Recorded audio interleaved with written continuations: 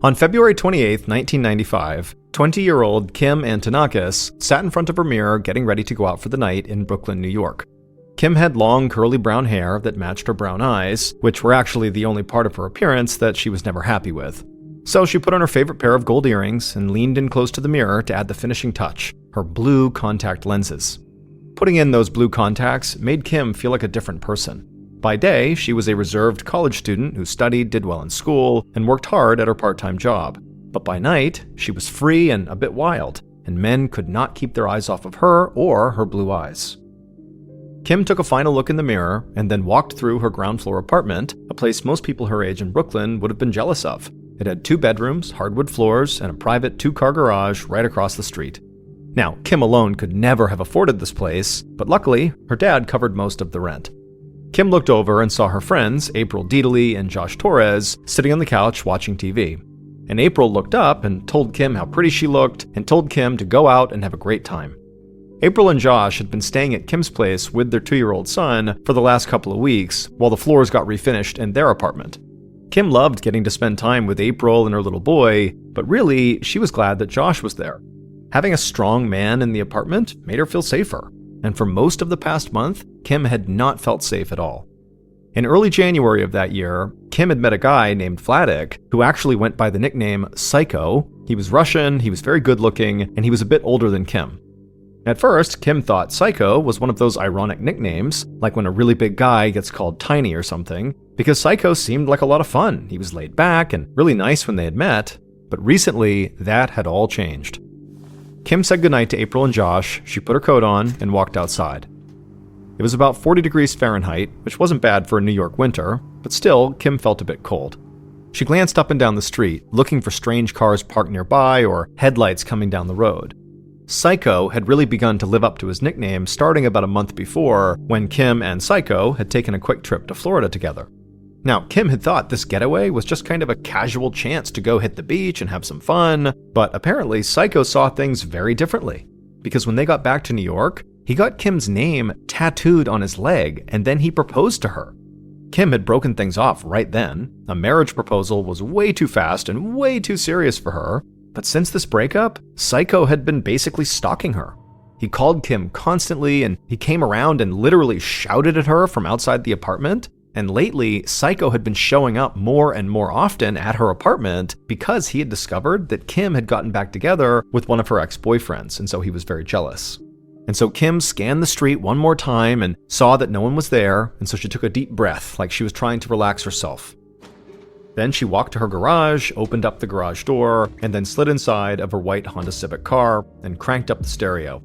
She loved all kinds of music, but hip-hop was her favorite when she was going out. Kim drove about 15 blocks to pick up her friend, and as she did this, she refused to let thoughts of Psycho come into her head because that would ruin her night, and she didn't want that.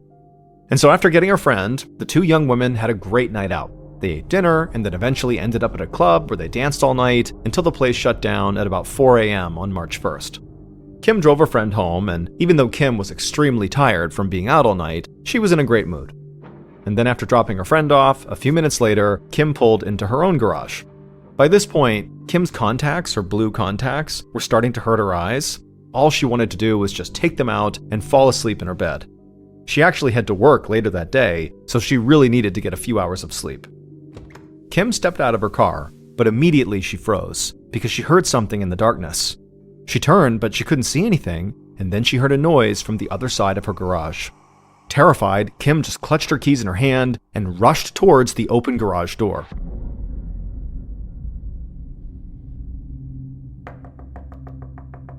Later that day at 4 p.m., Kim's father, Tommy Antonakis, knocked on the door of his daughter's apartment.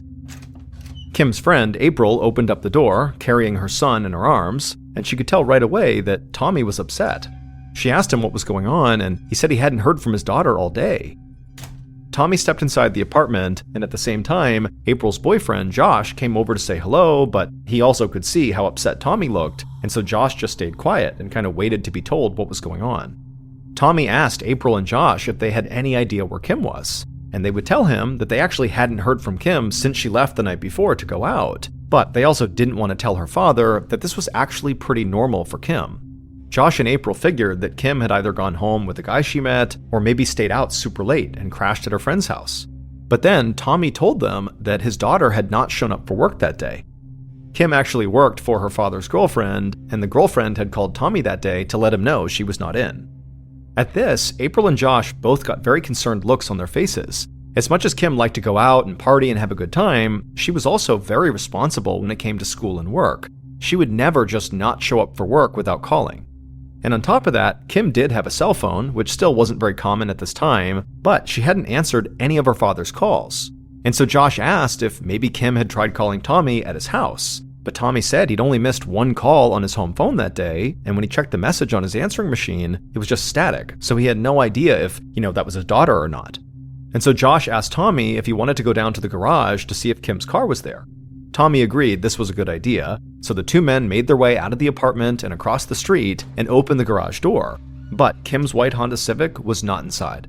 Now, both men didn't know how to react to this. However, Josh kind of threw out there that, hey, this could be a good thing. This might mean Kim is actually still with her friend.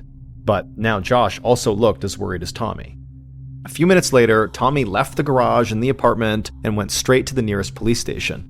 And when he got there, two officers listened to his story, but they told him that even though of course he was concerned, that realistically, an adult woman who hadn't even been gone for 24 hours at this point did not warrant a missing persons report, at least not yet. But Tommy begged them to please at least go to his daughter's apartment to see if maybe they could find anything out of the ordinary.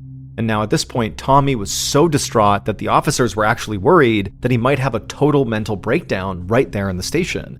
And so they told him, okay, we'll swing by your daughter's apartment and have a quick look around. And so a little later that afternoon, Tommy stood outside of Kim's garage while the officers searched inside the garage. And at some point, one of the officers knelt down and waved his partner over because he had found a gold earring laying on the ground. And when Tommy heard this, he lost it. He said this had to be proof something bad happened to his daughter. The officers tried to calm him down, telling him, hey, her earring could have just fallen out when she got into the car. That's not totally out of the realm of possibility. But they did tell Tommy they would now issue a search for her vehicle and let him know if they found anything. Tommy then gave the officers a photo of Kim and said she had two distinct tattoos that people might have noticed, depending on how she was dressed. There was a scorpion on her left thigh and an infinity symbol on her lower back. The cops said they'd keep Tommy informed and then headed out. Tommy immediately went back to Kim's apartment, and when he got inside, he said to April and Josh that he knew something was wrong here and he didn't think the police were taking him seriously. And so he asked Josh if he would help him put up missing person flyers with Kim's picture all around the city, and Josh said, yeah, whatever you need, I'll help you. And so while the two men laid out their plan for these missing person flyers, April contacted the friend that Kim had gone out with the night before. And the friend said that, her and Kim had stayed at the club until around 4 a.m. when it closed, and then afterward, Kim had dropped her off, and that was the last the friend had seen Kim. And so after April relayed this information to Tommy, Tommy became convinced that this, in conjunction with the earring that was found in the garage, meant something must have happened to Kim in the garage right when she got home after dropping off her friend. And so Tommy looked at Josh, totally despondent, and said they were already running out of time if they wanted to find Kim alive. On March 3rd, so 2 days after Kim had gone missing, Kim's mother arrived in town. Over the last 2 days, her ex-husband, Tommy, had continued to put up flyers all around the city, and the police had really ramped up their search for Kim and her car, but nobody had any idea where Kim was. So that's why Kim's mom had come to New York to conduct a search for her daughter in her own way. Kim's mother walked through a small row house in the Bay Bridge neighborhood of Brooklyn, and the house was dark and smelled of incense and candles. She stepped through a curtain at the back of the house and entered a room where a woman with long dark hair sat at a small wooden table. This was the psychic Kim's mother had come to see. The psychic told Kim's mom to take a seat and then asked her how could she help.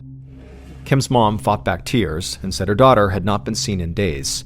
She put a photo of Kim and a few of Kim's personal belongings on the table, then she pulled out a small tape recorder from her purse and asked the psychic if she could record this session.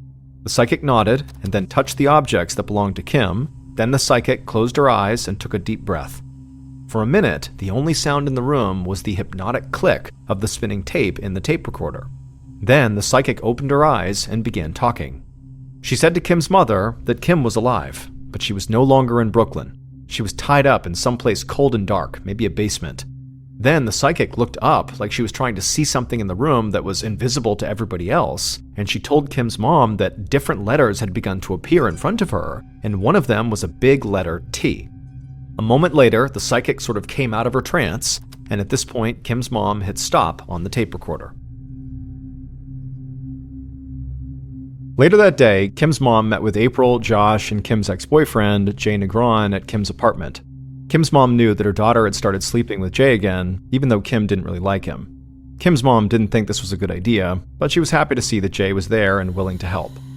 Kim's mom took out her tape recorder and said she had come from a meeting with a psychic. Jay stifled a laugh and glanced over at Josh and April, but they looked like they were taking this very seriously. The recording started, and Jay quickly stopped smirking. The psychic's voice on the recording sounded eerie, like it was coming from someplace far away. And when the psychic got to the part about seeing the letters in the room floating around, everybody got a deadly serious look on their face. April didn't want to say anything in front of Kim's mom, but she thought the letter T that the psychic saw clearly pointed to a particular person, Kim's father, Tommy, T for Tommy. At 2 a.m. on March 4th, 3 days after Kim had gone missing, a man woke up at his house in Queens, New York, about 30 minutes from Kim's apartment. The man smelled smoke, so he rushed out of his bedroom, but he quickly realized the smoke was not coming from inside of his house. So the man ran outside and looked down the street, and flames engulfed an old wooden 2-story house down the block, and smoke was pouring out of the windows. The man ran back inside and called 911, and he would tell the operator that the house that was on fire had been abandoned for a long time, but there could be squatters inside, so it was possible there were people in immediate danger right now. So the operator said they would send fire and rescue right away. Soon after that, fire trucks roared down the street with their sirens wailing, and they arrived in front of the abandoned burning house. Firefighters got right to work, and luckily, once they got inside, they could tell the house did seem to be empty, and they were able to put out the flames quickly. But then several firefighters walked through the now smoldering house to try to discover what the source of the fire had been. And one of them led the way down the stairs into the basement of this building, and he quickly told the others to stay back. He had seen some terrible things on this job, but what he saw in the basement was the worst he had ever seen. The others called down to him and asked if he was okay, and he just turned and shouted up that they needed to get the police down here right away.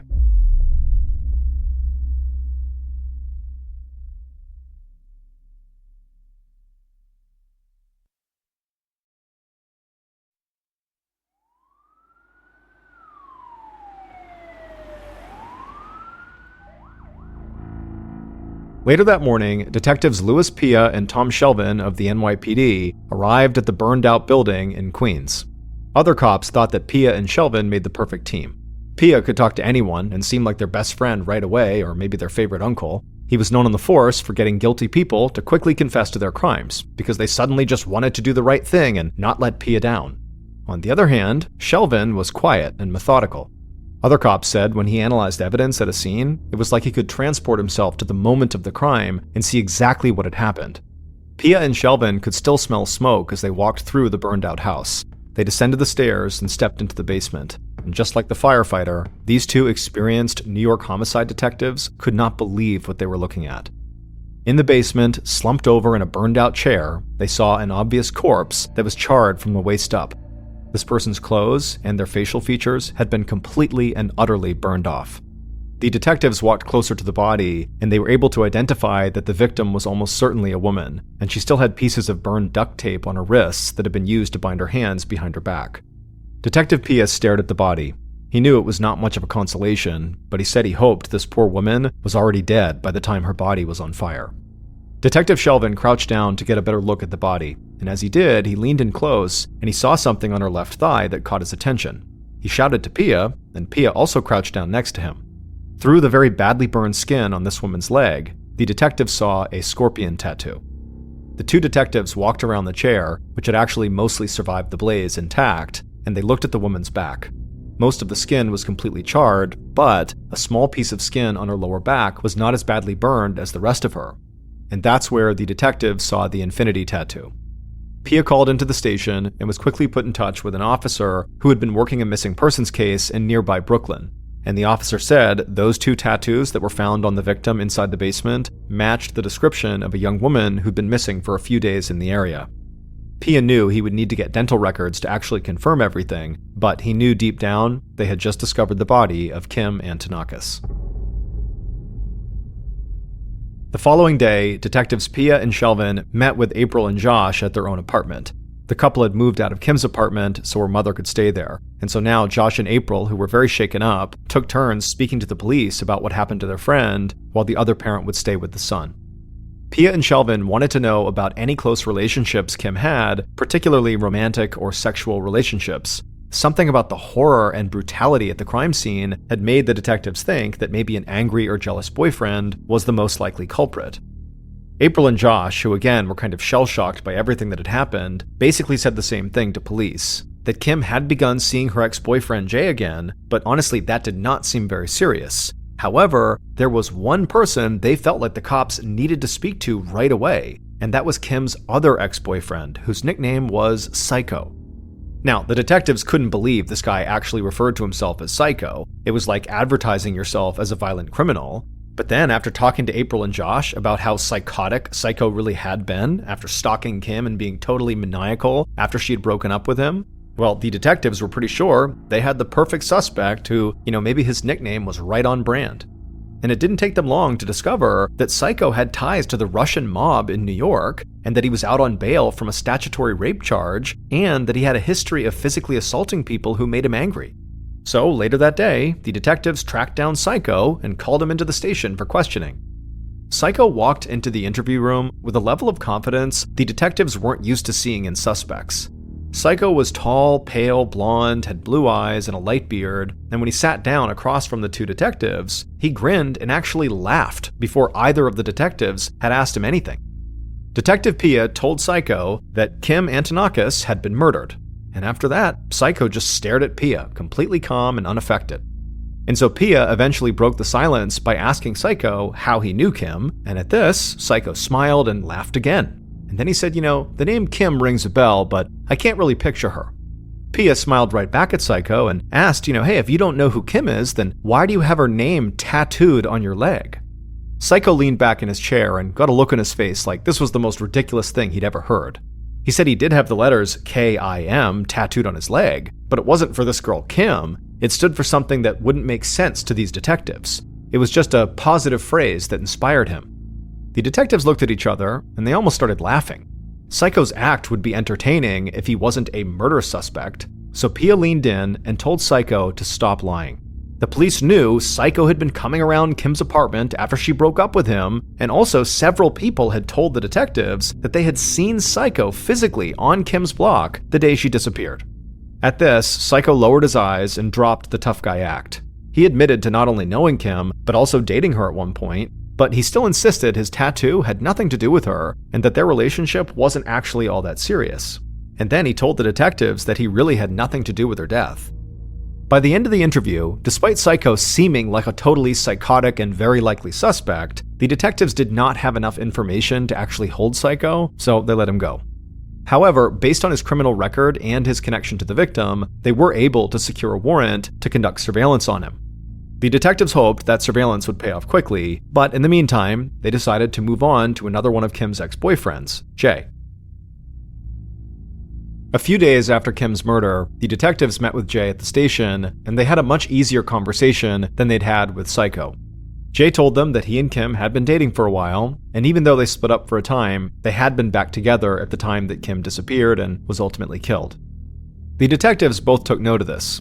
April and Josh had made it sound like Kim was sort of back with Jay, but it wasn't serious. They were just sleeping together, and so maybe this upset Jay. Maybe he wanted more from her. Maybe he did want to be fully back together, and, when Kim didn't want that, maybe he got angry and kidnapped and killed her in a rage. But the detectives didn't let on what they were thinking. Instead, they just let Jay keep on talking. And eventually, Jay would say that there was actually someone the cops needed to look into. At this, Pia raised his hand to stop Jay and said, yep, they'd already spoken to Psycho, but Jay shook his head. He wasn't talking about Psycho. The cops needed to investigate Kim's own father, Tommy. The detectives looked at each other surprised. Tommy had rushed to the police first, and he had been trying to find his daughter even before the NYPD launched a full-scale search. And Tommy, by all accounts, had been devastated the second he found out his daughter could be in trouble. So Pia asked Jay why on earth would he think Tommy had anything to do with what happened to his daughter. Now, Jay did not want to say the real reason, that a psychic had told Kim's mother about seeing a letter T floating in the air, because he figured the detectives would laugh in his face if that was his reason for suspecting Tommy. And so instead, Jay lowered his voice, like he was afraid somebody could be listening to him, and he told the detectives that he was pretty sure Kim's father, Tommy, had connections to the mafia. This seemed completely out of left field to the detectives, but Jay said he knew the family pretty well, and he really was not making this up. All they needed to do to confirm this was just look into Tommy's businesses. The detectives chatted with Jay for a bit longer, and then eventually they wrapped up the interview and thanked Jay for coming in and sent him home. After he was gone, the detectives struggled with what they had to do next. The idea of interrogating a father who had just lost his daughter in such a violent, horrific way made both detectives feel sick.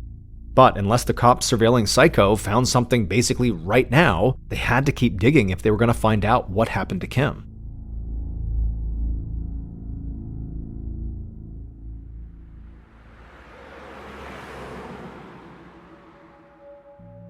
And so later that day, Pia and Shelvin drove to Tommy's house, and Tommy came to the door and welcomed them inside, but he looked horrible, like he hadn't slept in days. He was jittery, and he struggled to even put full sentences together. And then Pia told Tommy they were actually there to question him. And at this, Tommy lost it. He screamed that they were just wasting their time while his daughter's killer clearly was out there roaming the streets. And if they knew how to do their jobs, they would not be questioning him about the murder of his beloved daughter, the person who meant more to him than anybody else in the world. Pia told Tommy that it really was just routine for police to follow up with everyone who was close to the victim. And Tommy at this, managed to calm down a bit, but he was still very upset about this. And so Pia just got right to the point and asked if Tommy had any connections to the mafia. Tommy shook his head. He couldn't believe where this investigation was going. He said they could look into his businesses or whatever they wanted, and they wouldn't find any links to organized crime. He said yes, he did happen to have an office near the office of famous New York mobster John Gotti, and he had met some of Gotti's people in passing a couple of times, but that was it. There was no actual connection to the mafia. And then Tommy just began shouting for the detectives to do some real work and go find his daughter's killer. The detectives could tell Tommy was not willing to talk to them right now, so they quickly left the house and just headed back to the station. As a father, Pia knew how gut-wrenching it must be for Tommy to hear someone even suggest he might have done something to hurt his own child. But as the detectives dug into Tommy's potential ties to the mafia, something did jump out at them. Tommy owned several businesses, and one of them was a fire insurance company. Detective Shelvin said that, regardless of whether Tommy had mafia connections or not, as someone who dealt with fire insurance professionally, he would likely know how to burn a house down and leave nothing traceable behind. And if the guy in Queens hadn't smelled smoke and woken up when he did, there was a chance firefighters would have not stopped the blaze before it basically totally consumed Kim's body.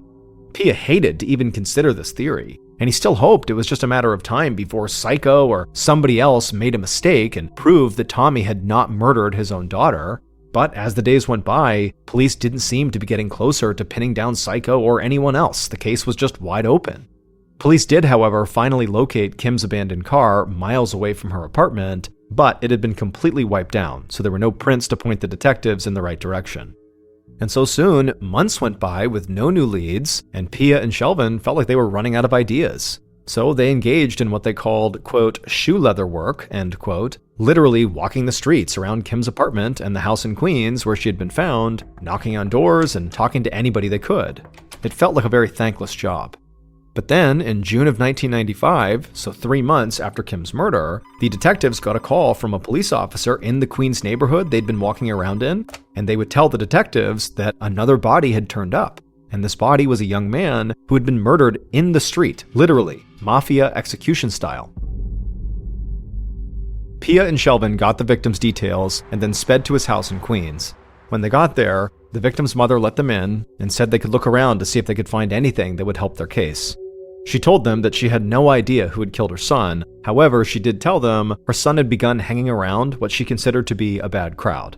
Pia sat and spoke to the very upset mother some more while Shelvin searched the house. And at some point, Shelvin got to a room at the back of the house and he looked out the window, and just over the fence, he could see the backyard of the abandoned house where Kim's body had been found. Shelvin walked back through the house and asked the mother if she'd ever seen anybody going in or out of that abandoned home, or if she knew if her son had ever gone in there for any reason. And the woman said, she hadn't seen anybody go in there for well over a month and really couldn't imagine why her son would have gone inside either. The detectives thanked her for her time, and then they headed back to their car. And once they got in there, they both agreed there was just no way this could be a big coincidence, that this young man who had been murdered mafia style just happened to live right behind the abandoned house where Kim had been murdered. And with all this talk about the mafia connection to Kim's murder, it just felt like this young man's murder had to be connected to Kim's in some way. They just didn't know what that way was. On September 3rd, 1995, so 6 months after Kim's murder, Detectives Pia and Shelvin sat at their desks and went over their notes like they had been doing almost every day since the murder. They had found a possible connection between Kim and that young man who was the shooting victim in Queens, but nothing concrete had come out of that yet. On top of that, Psycho, despite being under surveillance, had not shown his hand in any way, and also the detectives had discovered that Kim's father, Tommy, really had absolutely no discernible ties to the mafia. So at this point, none of their leads had panned out. However, the detectives refused to say that Kim's case had gone cold, but they admitted it was, at the very least, lukewarm. But just then, the detectives heard shouting and crying down the hall. They looked up and saw an officer leading a blonde woman towards them. The officer had an apologetic look on his face, and he said, this woman claimed to have vital information regarding Kim's murder, and she kind of barged her way down here. Now, a lot of people had made similar claims over the past several months, so Pia and Shelvin understood why this officer was hesitant to let this woman come down and talk to them right away, but they stood up and they could see how upset this woman was. Also, it looked like she had some serious bruising on her cheeks and around her eyes. So the detectives walked over to the woman and wanted to make sure she didn't need immediate medical attention, but the woman shook them off and said she needed cops, not doctors. Pia nodded and said, "Okay, well, what's your name?" And she smiled through tears and pointed to her hair and said everyone just called her Blondie. Pia smiled back at her and asked her to tell him and his partner, what's going on here. Blondie took a deep breath and stopped crying. She said that morning, she and her boyfriend had gotten into an argument. Blondie said she was sure he was cheating on her. And so she got very upset and angry and began yelling at him, but instead of just yelling back at her, her boyfriend grabbed a shovel and hit her with it. Blondie fell to the floor and thought her boyfriend was going to literally kill her, but he ended up just running outside, stealing her motorcycle, and speeding off. Pia told Blondie, I'm so sorry, and then told her she really ought to go get some medical attention, but then he also asked her, what does this have to do with Kim's murder? Blondie glanced between Pia and Shelvin and took a deep breath, and then she said, while she was on the floor after being struck by the shovel and thinking she was about to be killed, her boyfriend, before running off, leaned down, got into her face, and told her he had already set one woman on fire and he would have no problem doing it again. The detectives asked Blondie who her boyfriend was, and when she gave them the name, they knew he had been telling Blondie the truth about previously burning someone because they knew her boyfriend had to be Kim's murderer.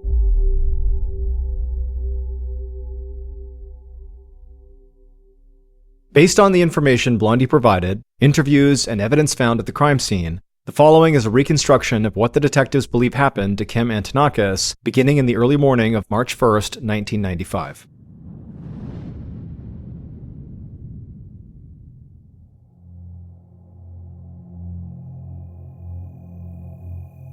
On March 1st, at about 4 a.m., the kidnappers sat crouched behind a parked car a few feet away from Kim's garage. It was getting colder outside, and the kidnappers were tired of waiting. Finally, they saw a white Honda Civic coming down the street, and they knew it had to be Kim's. And so the kidnappers stood up, and after confirming it was hers, they ducked back down.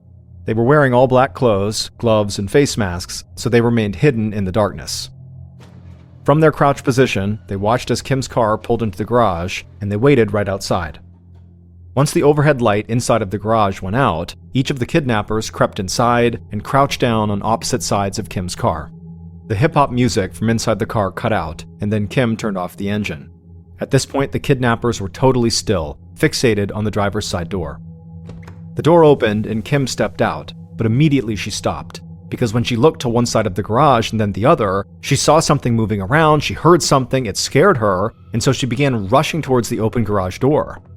At this point, one of the kidnappers leapt out of the darkness and surprised Kim from behind. They wrapped their arms around her, but Kim screamed and thrashed with her elbows and almost broke free. She scraped her long fingernails down the kidnapper's arm and thrust her keys at the kidnapper's face. And finally, the kidnapper's grip loosened and Kim got away. Kim made a break for it, but at this point, the other kidnapper leapt at her and brought her to the ground. It was at this point one of her earrings fell out and landed on the ground. Kim kept on fighting, but the kidnapper now had her pinned. And then suddenly Kim's head slammed against the ground, completely stunning her. The kidnapper on top of Kim turned her over onto her stomach and pulled her arms behind her back. At this point, the other one rushed over and unrolled a strip of duct tape and bound Kim's hands behind her back. Then both kidnappers flipped her back over. Kim would have felt a piece of duct tape being stretched across her mouth, and then would have felt her head slam against the ground one more time, at which point she lost consciousness. The kidnappers lifted Kim up and threw her in the trunk of her own car, and then sped down the street in her car and drove from Brooklyn to Queens. They made their way to that abandoned house and parked right out front. The street was pitch black and nobody was out that early in the morning. So the kidnappers just pulled Kim out of the trunk and dragged her right into the abandoned house and down the steps into the basement. Once in the basement, Kim began regaining consciousness and she screamed through the tape, but the kidnappers threw her onto a chair, crouched down, taped her feet, and then walked out of the basement, locking the door behind them. Kim would remain in that basement for about 36 hours without food or water, just sitting in that chair all tied up until the cold sent her into the final stages of hypothermia. She drifted in and out of consciousness and started hallucinating, so she could never really tell if she was alone or if people were there with her. Then, in the early morning of March 4th, 3 days after Kim was kidnapped, the basement door flew open again. Kim's kidnappers remained at the top of the stairs, but Kim's killers walked down the steps into the basement, and one of them held a gas can. The killer with the gas can walked right up to Kim, and from the looks of it, Kim seemed dead. But the killer didn't care. The killer leaned down, kissed Kim on the forehead, and said, quote, "Shit happens and life sucks," end quote. But the truth was, Kim was not dead. Hypothermia had simply slowed down multiple functions of her body, so she appeared dead, but certainly was not. Which means Kim was fully alive when the killer doused her with gasoline, took several steps back, lit a match, and flung it at her, setting her on fire. Once the fire started, the killers and the kidnappers turned and fled the scene and watched from outside as the house went up in flames. Then the killer and the kidnappers got in 2 separate cars and drove away. Eventually, the killers made it back to Brooklyn and they split up. One just kind of walked the streets for a while the other went back to their apartment and checked in on their 2-year-old son before they went to bed. It would turn out the man who called himself Psycho, that police really believed must have had something to do with Kim's murder, had nothing to do with it. And as for Kim's father, Tommy, he loved his daughter more than he loved anyone, and he would never have done anything to hurt her, just like he said. The truth was, Kim's horrific murder had taken place simply because somebody wanted a new car. Josh Torres, the man who'd been staying at Kim's apartment with his girlfriend April and their 2-year-old son, really liked Kim's white Honda Civic. And he started thinking that he really wanted a car just like that, or one maybe even nicer. And Josh's good friend, Jay, just happened to be Kim's ex-boyfriend, and he knew firsthand that Kim's dad was rich and could easily hand over enough money for Josh to get whatever car he wanted. And Jay was willing to help Josh pull this off because deep down, Jay knew that Kim did not really love him the way he loved her, and so he knew this relationship was never really going to amount to much. And also, Jay figured he wasn't really ripping Kim off, he was just ripping off her rich dad, who could easily afford giving up some money. And so Josh came up with a plan to kidnap Kim and get ransom money from her dad. And he reached out to 2 friends to pull off the kidnapping job, and one of them lived near an abandoned house that he said would be the perfect place to stash Kim until her dad forked over the ransom money. Jay, who knew Kim's schedule really well, helped the other guys, the kidnappers, work out the details of the plan and pick the perfect time to put it in motion. And in the early morning of March 4th, when Kim was kidnapped, everything seemed to be going the way it was supposed to. But later that day, things began to fall apart. After the kidnapping, Josh called Kim's father, Tommy, and played him a pre-recorded ransom demand, telling Tommy to leave $75,000 at a specific location at a specific time. But Tommy's answering machine did not pick up the recorded message. Instead, it just sounded like static, and Tommy had no idea that message had anything to do with his daughter. And when Tommy showed up at the apartment asking Josh for help, Josh panicked. So he did everything he could to make it look like he was desperately trying to find Kim, while he and Jay secretly figured out a different way to get Tommy the ransom message. But then everything changed again when Kim's mother came to town and visited the psychic and played that recording for Josh and Jay. because the psychic correctly said Kim was no longer in Brooklyn and that she was in a cold, dark basement. But more importantly, the psychic did not just mention the letter T floating around, she also said that she kept seeing one other letter, the letter J. And when Josh and Jay heard that, they freaked out because their names begin with J. And so, totally convinced the psychic knew exactly what was happening, Josh and Jay went to that abandoned house where Kim was with the two guys they had hired to kidnap Kim. Josh had picked up a gas can on the way over, claiming they would just move Kim to a different location and then burn the abandoned house down, kind of destroying evidence. But investigators would never know if that was actually Josh's intention. Because when Josh saw Kim in the basement and thought she was dead, even though she wasn't, she was just hypothermic, Josh would say he felt like the only way to deal with the situation was to light her on fire and burn her body along with the house, destroying all evidence. But of course, Kim was actually alive. Detectives Pia and Shelvin had actually begun to suspect Josh and Jay when that dead young man turned up in Queens, the guy who was shot out in the street, mafia execution style. That young man, who would turn out to be one of Kim's kidnappers, had connections to both Josh and Jay. But it was ultimately Blondie, the woman who had been attacked by her boyfriend, who broke the case wide open. Because Blondie's boyfriend at the time was Josh. Not long after Kim's murder, he had left April and their kid and started seeing Blondie. Police arrested both Josh and Jay, and Detective Pia very quickly got Jay to tell him absolutely everything that had happened. In fact, Jay cut a deal with the prosecution and would only serve 2 years in prison. As for Josh, he was not found guilty of the execution-style murder in Queens of that young man. However, he was found guilty of kidnapping and murdering Kim and was sentenced to 58 years to life in prison. On November 2nd, 1848, a German doctor named Karl Heinrich August von Bureau was just opening up his private medical practice in East Prussia when a teenage boy burst in through the doors looking totally frantic. Before the doctor could ask any questions, the teenager blurted out that another boy in town needed his help right now. When the doctor asked, what does the boy need? The teenager would say, well, the boy is honking like a goose. For a second, Dr. von Bureau thought this might be a joke, but then he saw the look on the teenager's face, and he could tell he was very upset and very serious, so the doctor grabbed his bag and he ran outside with the teenager, and they hailed a horse and carriage, and they told the driver to hurry up. When Dr. von Bureau and this teenager arrived at the honking boy's house, the honking boy's mother came running outside looking totally flustered, and she flagged down the doctor and then brought him inside her house. And as she led the doctor through the home towards her son's bedroom, she explained what was going on. She said her 12-year-old son had been outside playing with his friends when suddenly he had developed this really intense coughing fit, kind of out of nowhere, and then finally when the coughing stopped and the boy tried to breathe in, his throat made this horrible honking sound. And so her boy had come in the house honking with every breath. And so kind of in a panic, the mother had opened up her son's mouth and looked inside, but she hadn't seen anything. And she knew her son was not sick. There were no other symptoms really at all that were concerning about her son. It was just that he was honking. Now, for a while, the mother thought this would just kind of clear up, that maybe it was just kind of some byproduct of coughing really, really hard. But now it had been 18 hours and the boy was still honking with nearly every breath, which is why she had finally told the teen to go get the doctor. When the mother let Dr. von Bureau into her son's bedroom and he got a look at the honking boy, he couldn't believe how terrible the boy looked. His face was all swollen and kind of bluish, and he was sweating profusely, and when the doctor watched him try to breathe in, not only did he honk, but also very clearly this boy was really struggling just to breathe. So it was more than the sound, it looked like he was suffocating.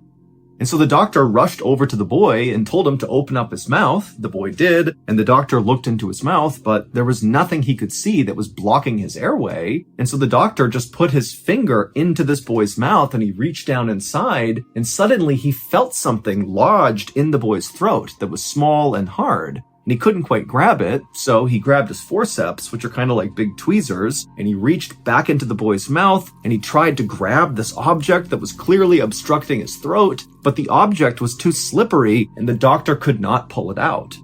And so the doctor is looking at this boy who's obviously struggling to breathe, and he's thinking to himself, if I don't get in there and get this obstruction out, this kid is going to die. And so the doctor made a decision right then and there to perform an emergency tracheotomy, which is a surgery where you basically cut a hole in someone's neck in order to create a hole in their throat to let air go in. But in this case, the doctor was just opening up his throat to try to get to this object. And so the doctor pulled out his scalpel and he performed the tracheotomy on this boy. He opened up his throat, and when he looked inside the hole into this boy's throat, he saw the obstruction. It was like this pink, small, hard object. And so the doctor just reached in, scooped it with his finger, and pulled it out. And right away, the boy could breathe again. He was not honking anymore. It was obvious that this fixed the problem, but the doctor and the mother are just looking at this object in the doctor's hand, having no idea how to react to this because it made no sense. The object that was trapped in this boy's throat that was making him honk like a goose was a literal goose's larynx.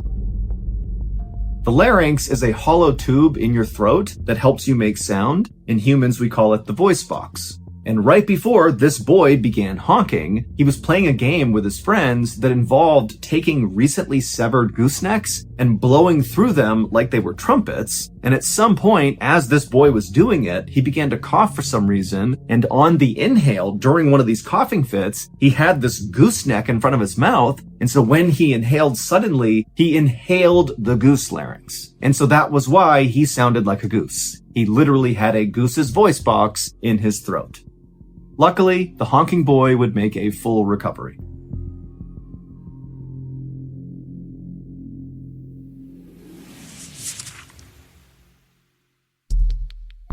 Our next story is called Magic Elixir.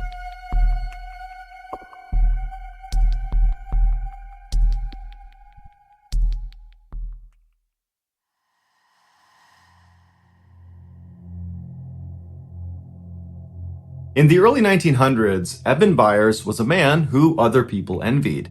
He was born into a very wealthy family in New York City. He attended Yale University in Connecticut, which is a very prestigious Ivy League university, and he was devilishly handsome. After his college graduation, he didn't need a job because his family was so rich, and so instead he focused his time on a passion of his, which was golfing.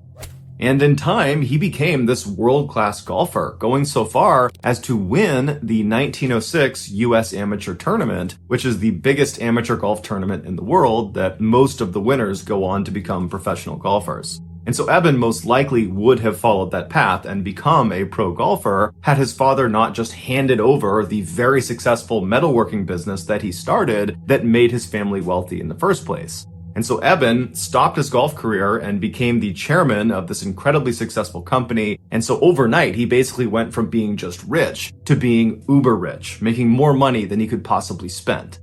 But Eben did attempt to spend his money. He pretty much immediately began buying up luxury properties all over the country. He bought horse racing stables in the United Kingdom and in America. And he bought an entire luxury box at Forbes Field, which is where the Pittsburgh Pirates professional baseball team used to play. And so in addition to owning all these incredible things, Eben also, through his role as chairman of this company, began connecting with and befriending very powerful and influential people, like the founders and executives at the Coca-Cola Company. And so all in all, Eben's life was really going quite well until 1927. That year, Eben was 47 years old, and he took some time off from gallivanting around the world and rubbing shoulders with famous people to go catch a football game at his alma mater at Yale University. So he hops on a train, he rides to Connecticut, he watches this game, and then afterwards he gets back on the train to head back to Pittsburgh. And this is a very long ride. It's over 12 hours long. And so Eben naturally bought a first-class ticket. And so he was inside of a train car that had bunk beds for passengers to sleep on during the ride. And so Eben climbed into a top bunk and he fell asleep. A few hours later, after the train is well on its way to Pittsburgh, Eben, in his sleep, manages to roll to the side of the bed and actually falls out of his bed onto the ground. He lands hard on his left side, it wakes him up, and as he stands up, he thinks he's okay, but then he feels this shooting pain in his left arm. So he's moving his arm around, he's not really sure what's wrong with it, but he's hoping it's just some bruising, and so he decides to get back into his bunk and just go back to sleep. So he manages to fall asleep despite the pain, and then when they roll into the station in Pittsburgh several hours later, he wakes up and right away he feels that pain in his left arm. And so after getting off the train and going back to his house and dropping off his luggage, he went right to his physical therapist's office to ask him if there was anything he could do to help with the pain in his arm. And so the physical therapist examines Eben's shoulder and determines that, there's no structural damage to his arm, but obviously Eben is in pain. And so he says, look, there's a new product that came online that's quite expensive, but since you're a man of means, maybe it's something you want to consider.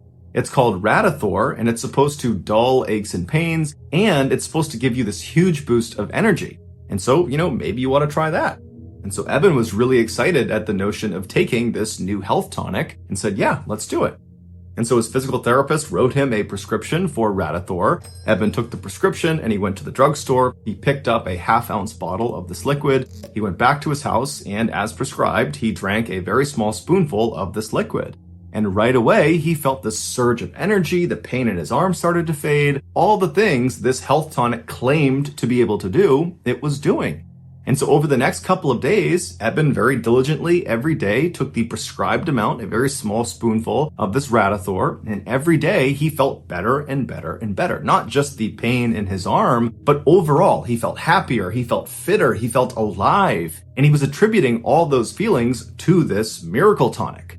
And so he began taking more and more of this tonic, well beyond what was prescribed, to the point where he was drinking 3 full bottles of Radithor every single day. And so for years he did this, and it was all going great until his jaw fell off. Literally, in 1931, one day, his lower jaw just separated from his skull and went slack. And so the reason this happened was because Radithor was actually just radioactive water. In the early 1900s, the radioactive element radium was believed to have highly curative properties with no side effects. And so naturally, at the time, dozens of health products were created with radium being their main ingredient. And Radithor was one of those products. It was literally just water and radium. And so after consuming over 1,400 bottles of Radithor over a 3-year period, Eben's body was finally just starting to disintegrate from the inside out. After he had his jaw surgically removed, along with large portions of his upper jaw, the rest of his body also just began to crumble. And so by the end of 1931, when his story was making headlines all around the world about the dangers of Radithor and really more specifically the dangers of radium, Eben had become completely bedridden and his skull was now beginning to disintegrate. There were holes forming all over his skull that were exposing portions of his brain. And so by 1932, Eben was dead. Eben was buried in Pittsburgh, and he was buried inside of a lead-lined coffin that was designed to absorb any of the radiation emitting from his bones. And then 30 years after he was buried, so in 1965, scientists actually exhumed his skeleton to see if it was still emitting radiation. And they determined it was still emitting the same levels of radiation as when he died. And they actually would ultimately figure out that radium, this radioactive element, has a half-life of 1,600 years. So what that means is Eben's body will remain highly radioactive for centuries.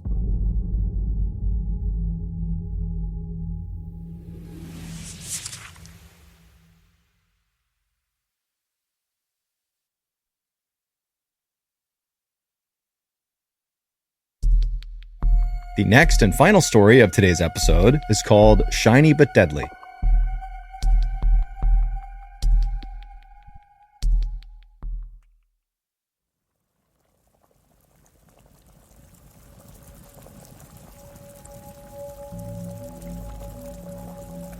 On the evening of July 3rd, 1992, 35-year-old George Decker was cooking in the kitchen inside of the apartment that he shared with his girlfriend in Jasper, Indiana. And as George cooked, he began to cough. At first, George thought it was just a little tickle in his throat that would go away, but as he continued to cough, this feeling, this sensation in his throat that was making him cough was only getting worse and worse. And this cough was not a normal cough. It was a deep, guttural, kind of rough-sounding cough that really hurt as he did it, and it kind of scared George, like he had never heard himself make this sound before. And in the other room, George's girlfriend, Juanita, she heard this very odd-sounding cough, and so she came out into the kitchen to see what was going on. And when she got there, she found George leaning on the counter, barely able to catch his breath because he was coughing so much.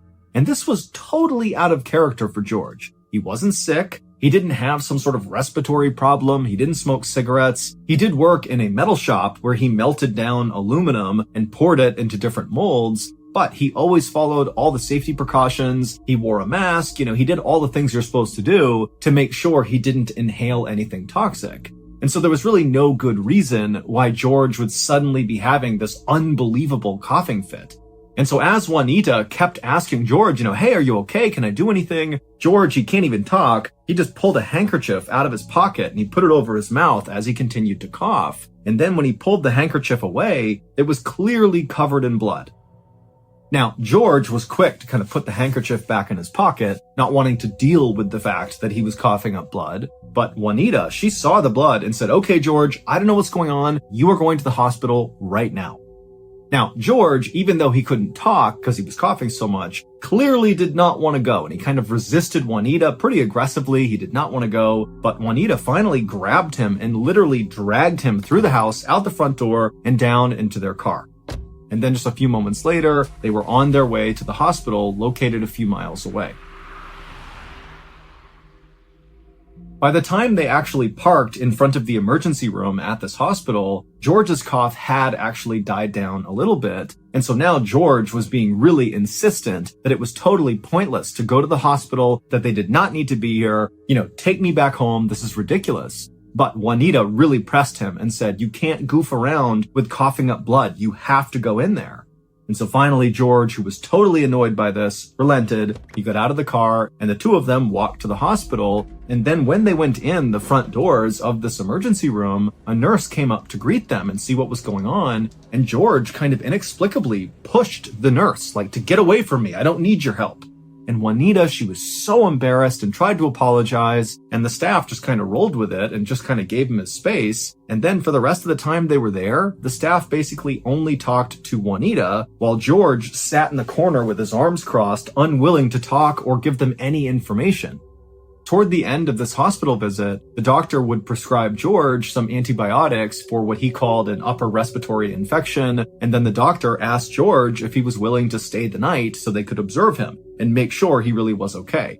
But George flatly refused. He got up, turned around, and practically ran out of the hospital. And Juanita said, "I'm so sorry," and she followed after him. Over the next couple of days, George would take these antibiotics that he was prescribed, but they really did not make a difference. He continued to have these huge coughing fits, and even worse than that, something Juanita noticed was George's skin was clearly turning blue, in particular on his arms, his hands, his fingertips, and on his face. And so finally, about a week after that first visit to the ER, Juanita, she looked at George and just felt like he looks so bad. He has to go back. They have to check him again. And so Juanita was able to, again, convince George to go to the hospital. He was very resistant to the idea, but now he was so physically weakened and drained from whatever was going on, he just kind of went with whatever Juanita wanted. And this time, when they went to the hospital, they would give George a chest x-ray, and it would reveal George had pneumonia in both of his lungs. This explained why he was coughing so much, and it also explained why his skin was turning blue. Because of this infection in his lungs, his body was not getting enough oxygen, and when that happens, it leads to a condition known as cyanosis, which turns your skin blue.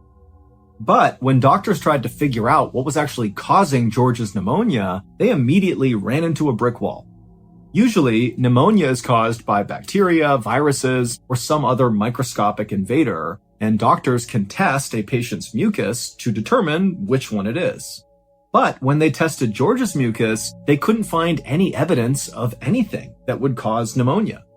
The doctors also ruled out aluminum pollution because he did work in a metal plant and could have been inhaling the aluminum when he melted it down, but he was negative for that. And then also doctors began looking into all these crazy other possibilities like strange fungus that maybe George had come in contact with that caused this, or, very rare viruses and bacteria. But no matter what the doctors thought of, when they tested George, it would come back negative.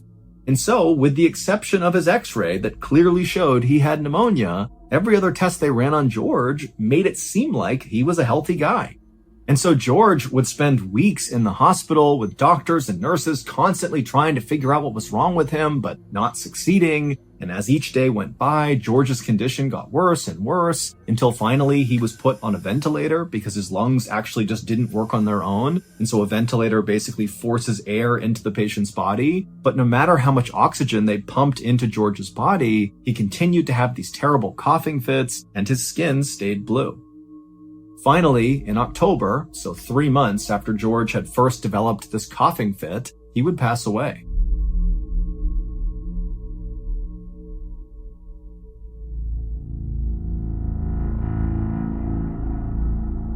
George's doctors were totally baffled. It did not make sense what had happened to George. He was young and healthy, and then something that was totally powerful and aggressive had wiped him out. And so the doctors knew they needed to figure out what that thing was and how to cure it before other people died from the same mystery illness. On October 8th, so 5 days after George passed away, an Indiana pathologist named Dr. Daniel C. Weaver, who was known for his ability to figure out unexplained deaths like George's, was called to the hospital where George died to perform George's autopsy.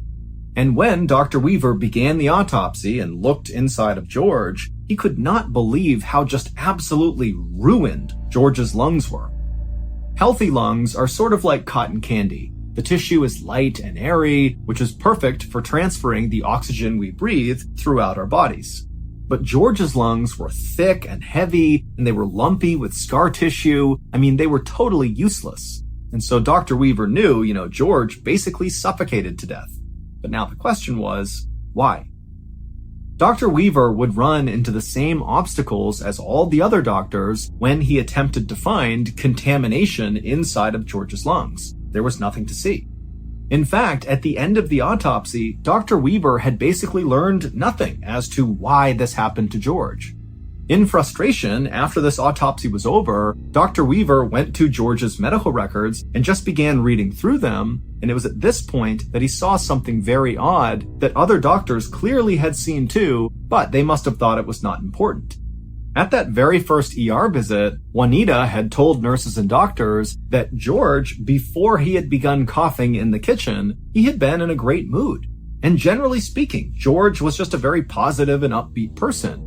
But she said once he started coughing, it was like he transformed into somebody else and became mean and nasty, and Juanita had to practically drag him to the hospital. And then also there was a note in the file about how George had walked through the doors and pushed that admissions nurse. And so Dr. Weaver thought to himself, maybe George's belligerence was not just him being a jerk, but maybe he had ingested something toxic that was affecting obviously his lungs and also his brain, and that was causing him to behave this way.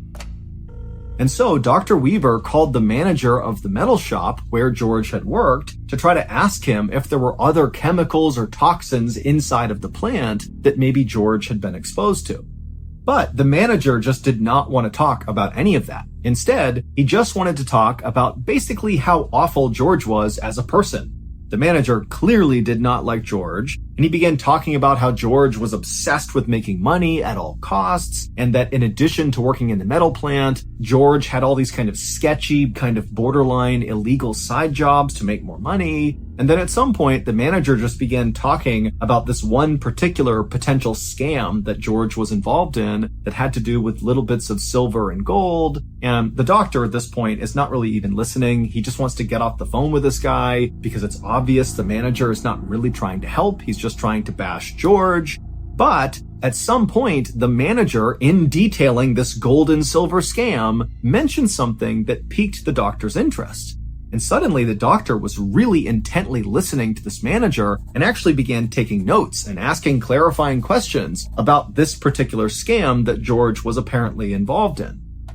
And then when Dr. Weaver hung up the phone with this manager, he felt pretty confident that he had actually figured out what had happened to George.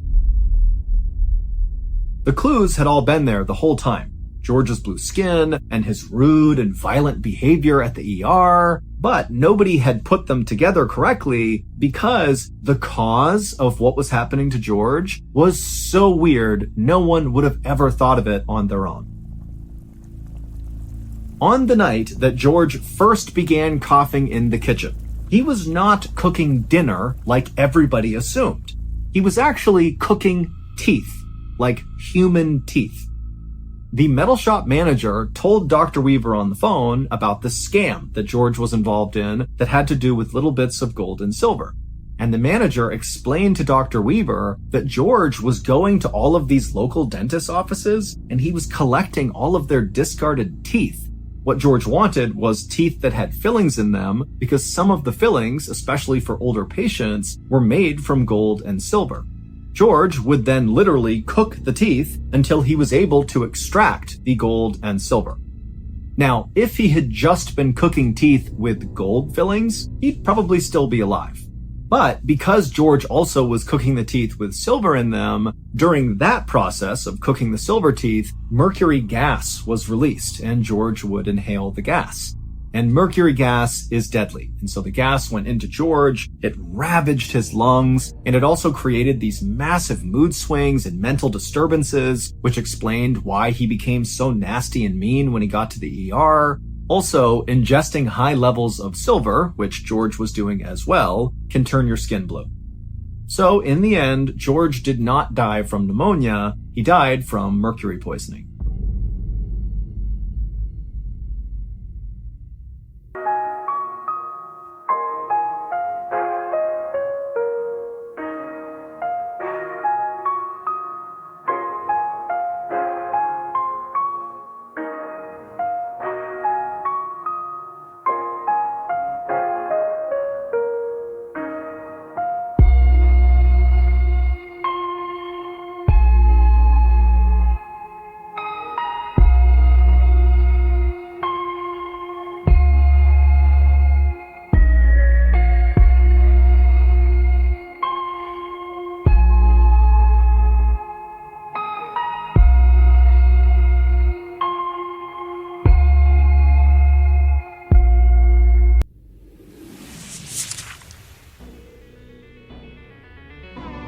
Thank you for listening to the MrBallen's podcast. If you enjoyed today's stories and you're looking for more bone-chilling content, be sure to check out all of our studio's podcasts, not just this one, but also MrBallen's Medical Mysteries, Bedtime Stories, Wartime Stories, and Runfool.